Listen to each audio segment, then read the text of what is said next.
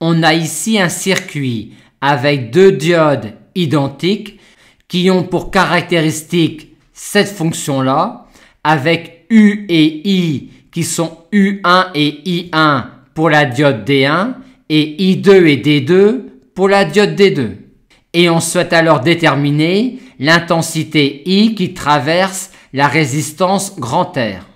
On va pour cela utiliser la notion de point de fonctionnement d'un circuit en commençant par tracer la caractéristique de ce dipôle-là, qui est celle-là, et en traçant ensuite sur le même schéma la caractéristique du dipôle que l'on branche aux bornes de cette résistance.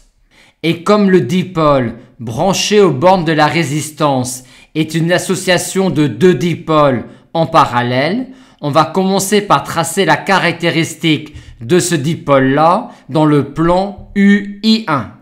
On a U qui est égal à moins E moins U1.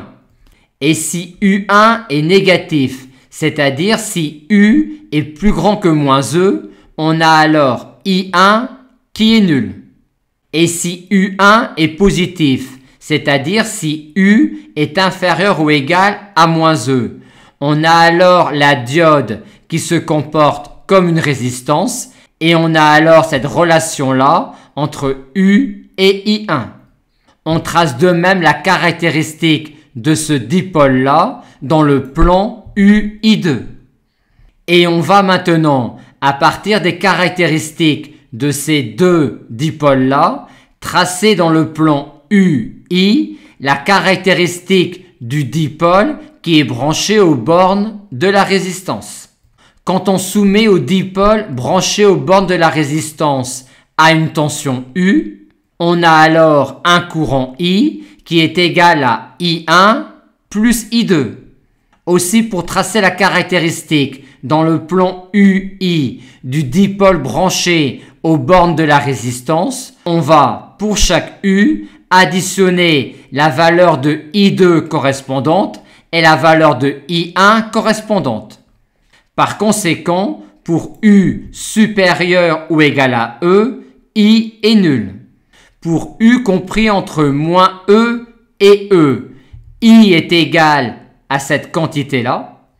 Et pour U inférieur ou égal à moins E, on additionne ces deux courants-là, ce qui nous donne cette droite-là, dont l'équation est I égale moins 2U sur petit r.